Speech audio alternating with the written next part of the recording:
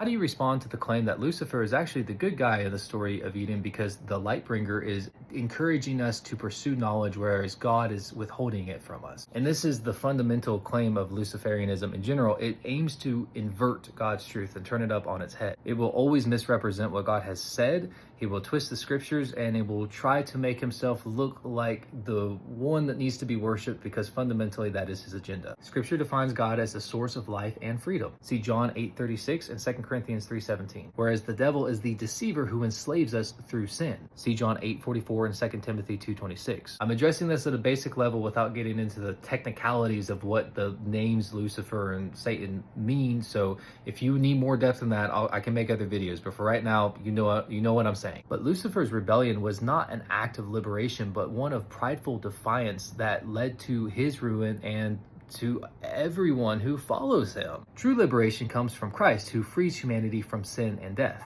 Romans 6:22. Satan's so-called freedom actually just leads to bondage and slavery. Like, I want the freedom to do whatever I want, and I use that freedom to do drugs and become an addict. I want the freedom to sleep with whoever I want, and then I become heartbroken and chained and traumatized and bound by bitterness, grief, and cynicism, or become a murderer through the act of abortion, trying to get out of the consequences of my actions. And this belief operates upon the false assumption that knowledge is what we really need.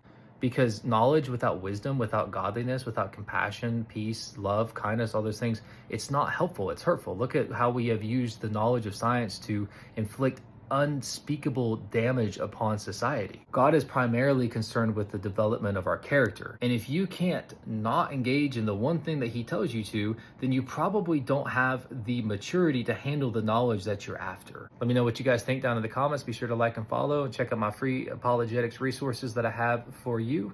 God bless.